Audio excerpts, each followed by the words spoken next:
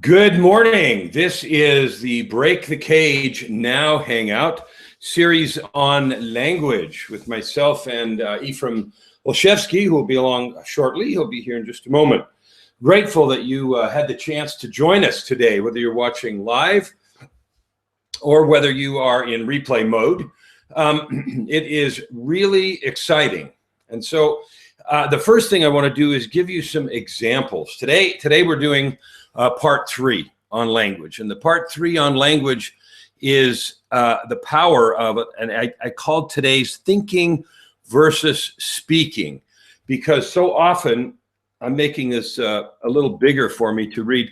Okay, so often we think stuff in our minds. You know, we imagine conversations, or we set goals, or we promise ourselves we'll do things, and they don't happen. And we're going to talk today about the difference between thinking things and speaking them. Again, this is in the context of language. Now, those of you that are following, you know that I'm doing the Keys to Power series on Facebook.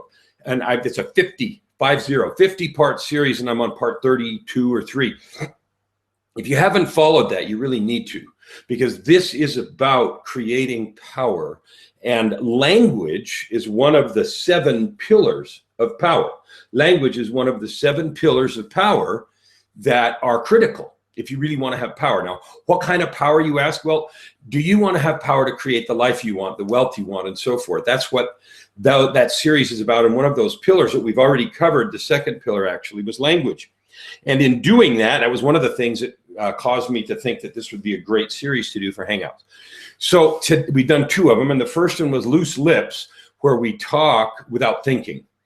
And we just say stuff, and it runs out of our mouths, and we say it sometimes to deflect, sometimes to hide, sometimes to be intentionally dishonest.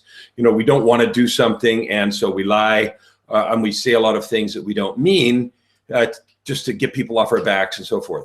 I'm not going to be here to moralize on anybody, but if you do that, that has whatever consequences it has on a relationship, and you have to sort of deal with those. So that was Loose Lips. The second one we talked about was language. This was last week, as the core of creation, that it is the core, the first part of creation, and the central part. And Ephraim made the point last week that things are created twice, first in language, and then in actuality. We talked about examples even from the creation of the world. God spoke, let there be light, and then there was. And there's a million examples around us in the physical world of where things are first created in language and then in reality. So today we're going to talk about thinking versus speaking, and why speaking is so much more powerful and necessary than just the thinking of the language. So what language am I talking about? The language that I'm talking about, now here's Ephraim, the language that I'm talking about is when we're talking about creating. So we talked last week about it being the core of creation. And today we're going to do the thinking versus speaking. And often we think to ourselves, oh, we're going to do something. And then at the same very moment, we think jumbled other thoughts. Well, I can't, and there's no way, and we'll look at the schedule, and we do all this stuff back and forth in our minds about the thinking versus speaking part. And so the first point, the 3 points we're going to do, is thinking can be jumbled and unclear.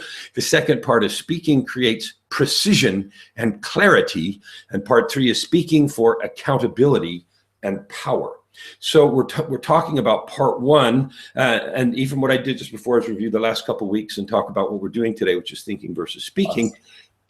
And so the first thought is thoughts can be jumbled and unclear. And so I want to give you a chance to just talk about that for a second, again, in the context of thinking versus speaking in the framework of the power of language.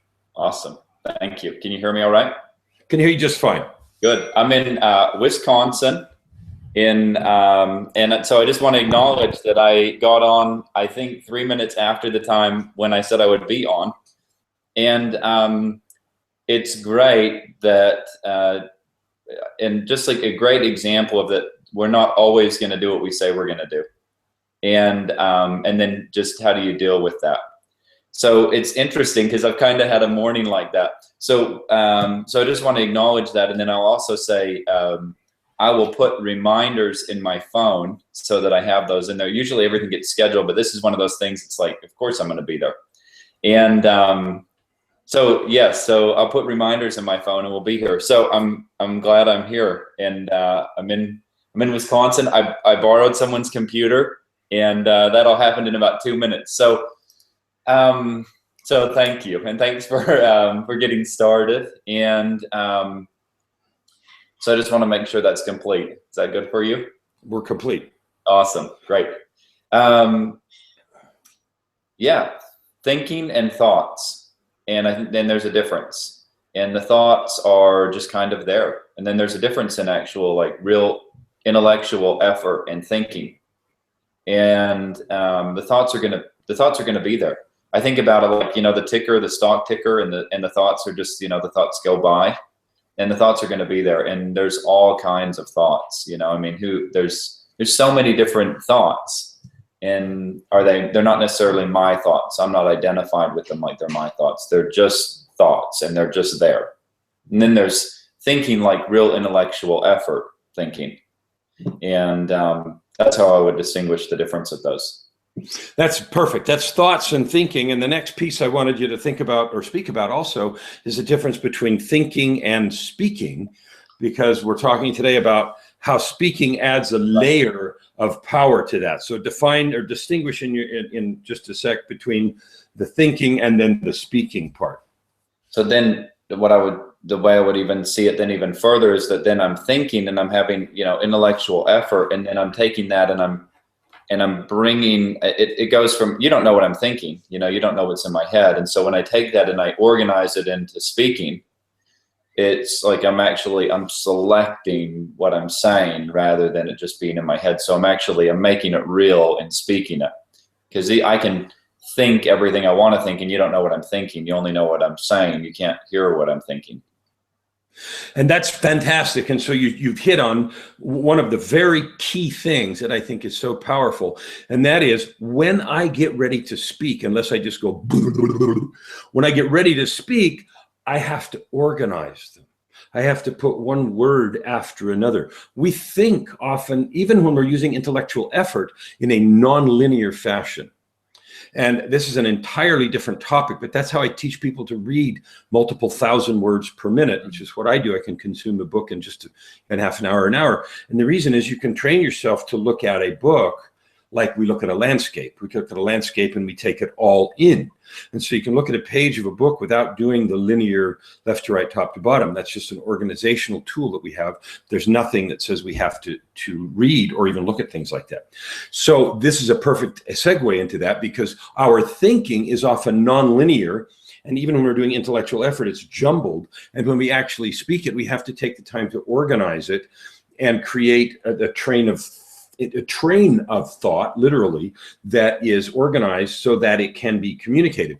That does two things. One, it gives the person listening the opportunity to hear it in a linear fashion that they can absorb. But whether there's anybody there or not, and this is the key piece, even if you're talking to yourself in the mirror, it is a completely different experience articulating and saying the words out loud than running them through your head. I'm going to tell you a funny story about that. I've taught piano for 40 years, almost 43. I started when I was 17. I'll be 60 later this year. And one of the things that I absolutely insist that my piano students do, whether they're beginner or whether they're master students, and I teach all the way because I've done concert level piano stuff, and so I teach, you know, full range, or have. I don't really have any students right now, but I have, is that they count. In other words, they mark the time of the piece, 1, 2, 3, 1, 2, 3, 1, 2, 3, 1, 2, 3, or 1, 2, 3, 4, whatever it is, out loud, verbally, and not think it and not mumble it and not tap it, but loud enough to hear. And the reason is I found over and over and over again that the auditory channel, connecting it not only with the mind, but out the mouth and in the ear, is exponentially more powerful in helping keep rhythm and time and learn the music and so forth. So that's just a tiny little example of the power of speaking versus thinking. Any thoughts on that, Ephraim? There's just so many thoughts. I love that example. There's so many thoughts and so much thinking that's happening. And I'm unlikely to remember that. And, you know, all of those things that are happening.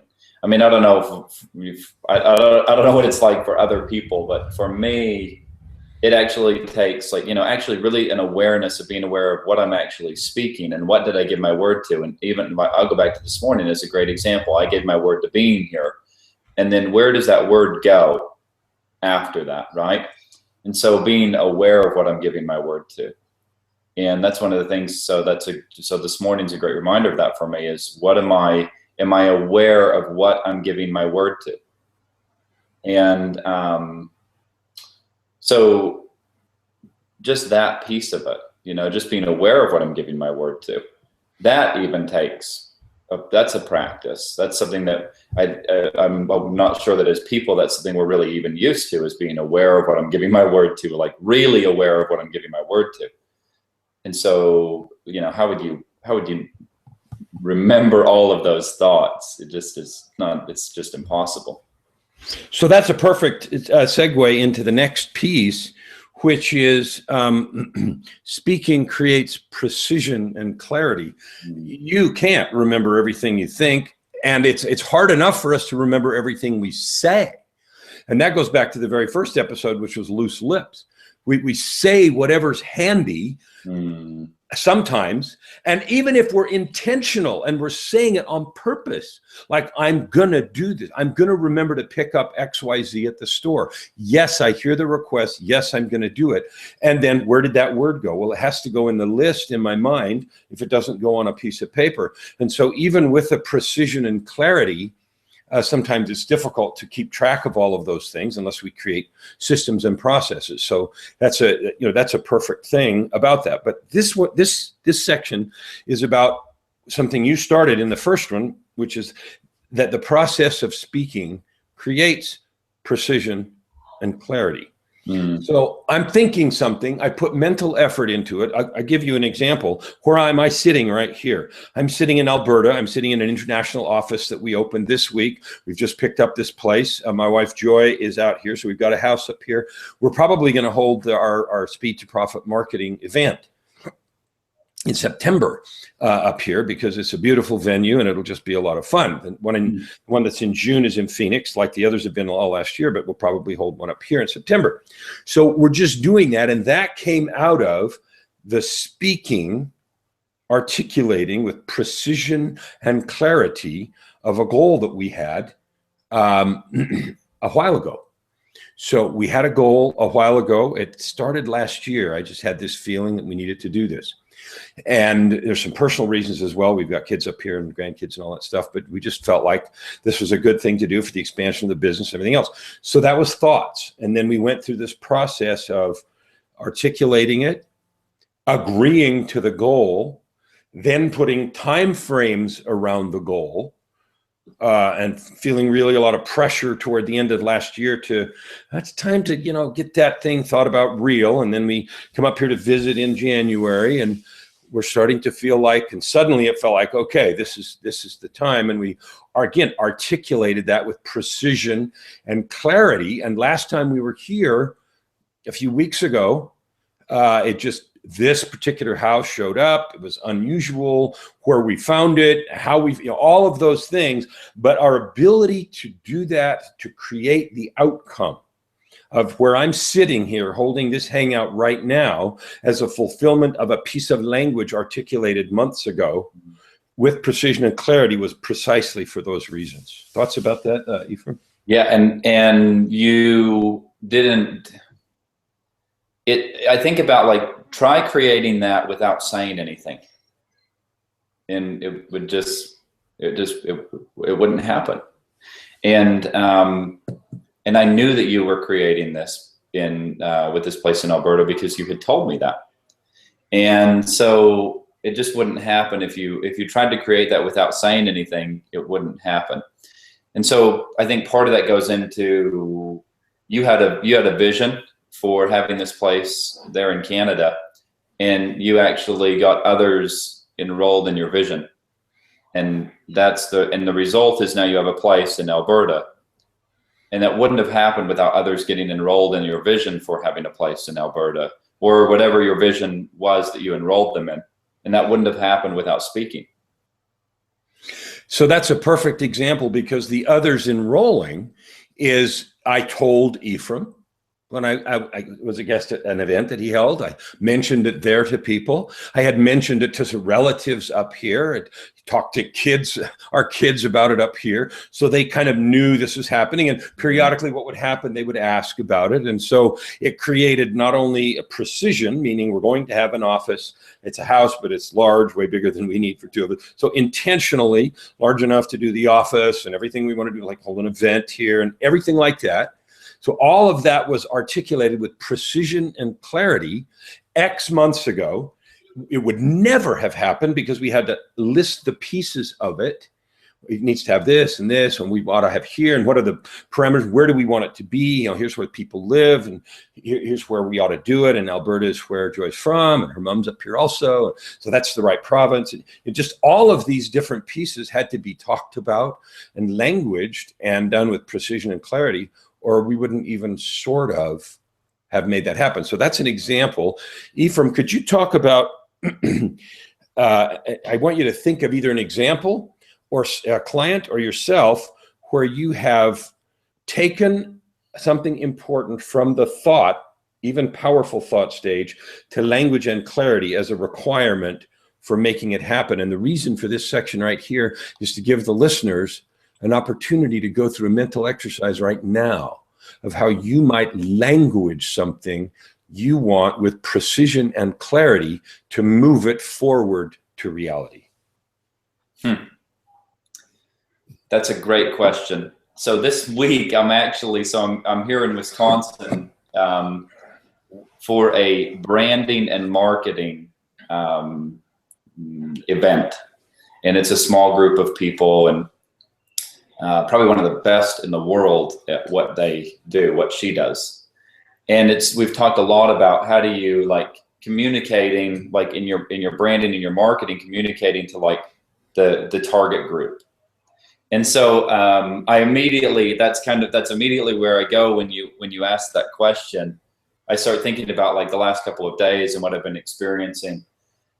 And it's so important. It really is. So if I was, I'll give a great example. I had some people out in Vegas, and we had an event there, and it sort of was just this idea. I had this idea that it would be really great to have an event there in Vegas, and it would be great to have some people there. And I'd had that thought for a number of years, but it didn't actually happen until I started telling people about it. And what happened is that I had told enough people about it that eventually it was like they weren't going to let me get away without doing it, and so it was really just a matter of that. For me, it wasn't a matter of, I wasn't trying to make money on it, or it was just something that I wanted to do, or I would say it wanted to be done. And when a certain number of people, or the right people, if you will, knew about it, they weren't going to let me get away with not doing it.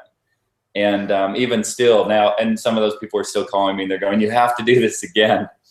And but that wouldn't, I had the thoughts of that for years, but until I started communicating that with people, no one knows what I'm thinking. And so until I started communicating that was when they started to get that part of it. So let's just do one more little piece on clarity.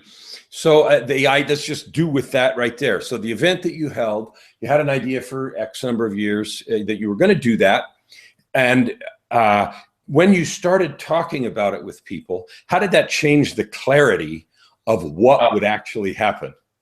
Well, yeah, so that's a really, really great question. So it goes from all these different thoughts, right? And then people start asking questions, and it's actually you're required, as I talked about it, I was required to get more clear about what I was actually saying so I could communicate it more clearly. So and I would want to say it like this so that other people get the communication, So you were there, and Joy was there, and the other people that were there, as a result of you getting the communication. And that would really be as a result of the clarity of the way that it's communicated to you, right? So how clear am I communicating it to you? And then did you get the communication that and when I say did you get it, I mean, you get it you know, understanding how to ride a bike and watching YouTube videos on how to ride a bike, and understanding doesn't make any difference. But when you get how to ride a bike, you get it. Or when you get a joke, you know, and you get the joke. So, I mean, did you get the communication? Not did you understand it, but like, did you really get it? And you're getting it as a function of the way that you listen, which is a function of the clarity with which I'm communicating it to you. And hopefully that's not too complex. No, not at all. And that's a fabulous thing. So I want every single person listening to this right now, I want you to pick something that's been in your mind. Okay, something maybe you used some loose lips on at one point. Maybe you actually used some loose lips on because you promised yourself you were going to do something at some point to get somebody off your back, or because it was a moment of braggadocio and you thought it would be cool to say that. And let's move it out of loose lips to the core of creation, which was last week. It becomes the core around which you create something. You language it first. That's the first creation. And the second creation is the actual creation. And now we think about precision and clarity, which is our second bullet point today. If you were to pick that thing, here's the challenge for you. After you get off this Hangout in 10 minutes when we're done, I dare you to pick the one that you want and language it, even if it's to yourself, with precision and clarity. Now, precision might mean dates, it might mean size, it might mean location, and clarity is about what you're going to actually do. Now, I don't really care what it is. It can be a commitment or a thought that you had about a vacation you're going to take, or something you're going to do with your family or kids. It can be business related. It can do anything. But I want you to take this discussion and experience it by picking something that's been floating around in your head and languaging it with precision and clarity, and go through that experience. And then if you would leave a comment on the event page on Google as to what that felt like and what it did for you, so you can experience that and then share it. Does that make sense, Ephraim? That's great. I love that. Okay, part 3 is speaking for accountability and power. So we talked about precision and clarity, and Ephraim already talked a little bit about the accountability piece, because he said that some of the people he told about the event wouldn't leave him alone, and so they began to hold him accountable for the words that he spoke. My creating the Speed to Profit Marketing whole event series last year that I did all year was a result of languaging that to some people the year before. And in the end of the year in 2013, I said that. And so in 2014, I had to create them. So we started in March and did a whole bunch of them. And so that accountability piece, I want to talk about that for a minute first. How does speaking the language out loud that is clear and precise, so we've moved past that, clear and precise language, help you with accountability to make things real in your experience? So going back to, when I think about accountability, I think of being able to account for. So I'll go back to what I said before, is like, am I able to account for what I said? And really, the only person I really need to be accountable to is me. If somebody needs to be accountable to somebody else, you ever notice, like, let's say you and I have an agreement to go to the gym, and then and I'm counting, I need you to hold me accountable to going to the gym, and we're going together, or I have to call you and tell you if I did or didn't go or whatever. Eventually, if I'm not really committed to it, I'm just gonna avoid you. Right? I'll make excuses. I'll avoid you. I'll be covert, whatever it takes, right? If I'm not really committed. And so the person to be accountable to is really for me to be accountable. If I know that I can count on it, right? And I'm accountable to me. And so I think of speaking and being able to account for what I'm speaking or what I've spoken. So, It's totally makes sense. And I want to focus on the word able to account. Able has two meanings, at least for me. The ability to account might rest on whether or not I remember, or I lost the ability to account for it because I can't even remember what I said, or anything else. There's an ability to account. And then the ability to account has to do with also a willingness, because sometimes we forget things on purpose because they're uncomfortable, or we hide them or bury them, and we're overt or covert with ourselves. People that have traumatic issues in their lives often forget stuff, and they lose an ability to account for time or days or circumstances or feelings or things that happened to them, perhaps that they had nothing to do with. But so ability to account, I have an ability to account on an actual level, and then the emotional level, I have an ability to account to you because I did it, or account to myself. And I agree with you. I want to make a little nuance here. Ultimately, the only person we are accountable to is ourselves, or God, if you choose to use that. But ourselves, we are accountable for that. We often use the framework of external accountability so that we can get started. Yeah. So that we can check in with somebody, so that we can brush up on our own accountability muscles. We can do some accountability push-ups first with somebody else. And that it creates a little framework for accountability for us sometimes. But ultimately, your accountability has to rest with yourself, because Ephraim's right. You've done this. I've done it. When you don't want to do something, you bail. You bail for all kinds of reasons. You just avoid people, and then it becomes uncomfortable, because then it damages relationships, and then the pretending gets involved, and sometimes it goes as far as lying, and all kinds of crap happens. When if you were in integrity, which is something we've talked about too, as the subject of the other 3 Hangouts before this one, you wouldn't do any of that. And if you were truly accountable to yourself for your word, even if you gave it with the best of intentions, you'd then at least go make a new agreement and readjust what you're going to be accountable for, instead of living an uncomfortable avoidance strategy or a lie at worst. So that's the thought about accountability. Any other thoughts before we move to the last little piece? I like that idea of, and I think we agree. And it's I can have all kinds of accountability, and if I'm not committed to what I give my word to, then all the accountability won't matter. Now I might just feel bad, or I might burn relationships or whatever. And it can be useful for me to have somebody that is keeping me accountable to what I gave my word to. Yeah.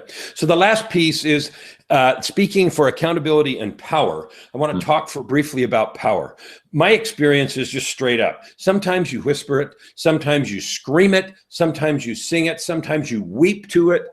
But language creates such power. I had an experience just this morning, around it was earth-shattering, paradigm shifting for me, around language and the power that it creates inside of me to do something different, more, better, bigger. And so I want you to talk for a minute, Ephraim, about your thoughts. And I don't have time to share it, and I don't want to anyway, but it was powerful. And my point in saying it was this morning is that it can happen all the time.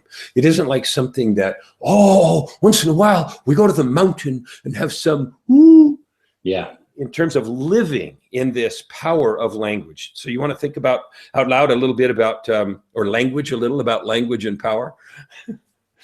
Yeah, and I want to acknowledge we're coming right up on the time, and so I'll try and say this is, I really want to communicate this. When I think about power, I think about what's power, and it's like the ability to produce results right now. And that's how I would say power. It's like I produce results right now, and right now, and right now, and right now. And the access to power is integrity.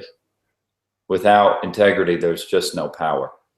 And so, authentic acknowledgement and integrity, and there's other ways to access it, but integrity gives an access to power. And I want to say, like, it's so this morning, I was late getting to being down in the lobby to get the ride from the hotel to where we are right now. And there's this impact of that. And I just want to show like the impact of that is that I didn't bring my computer from the hotel with me to where I am right now, and then it was like, I mean, I was ready in like a couple of minutes. And so there's this impact that goes, and then, you know, the first 2 or 3 minutes of me being on the Hangout, there's no power there because I'm not even on the Hangout. And the other thing I want to say is there's nothing wrong with that. And so for anybody that has like, it's bad or good or right or wrong, or I should or shouldn't have integrity or not have integrity, it's none of that. It's just that it gives an access to power. And if you're interested in having power, you're committed to having power, integrity is the access to power. And so that's the access to power. When I think of power, it's about integrity again. So I couldn't agree more. And it's funny because as I did the 7 pillars to power, which I'm doing in that 50-part series, integrity was the 4th pillar, which is the centerpiece around the palace of power, I called it. And so that's key. And without it, you are nothing, you have nothing, you create nothing, because what you say and what you do is all unreal. It is unreal without that sort of thing. So I want to do 2 things. I want to thank Ephraim for being here. Ephraim, I want to ask you to hang out on the Hangout. Don't hang up right when I go. I'm going to stop the broadcast for just a second because I have a question for you. I want to thank all of our listeners. And if you want to have the power to create anything you want in your life, and you'd like my help doing that, or Ephraim's help, get a hold of me. www.breakthecagenow.com. We do these Hangouts because we genuinely love to. We want to help and give in that way. We also want to offer opportunities for others to grow further if that fits with your needs at this time. Thank you for being with us today. We'll see you next time on part 4 of our 6-part series on language. And until then, use your language wisely, in integrity, and create.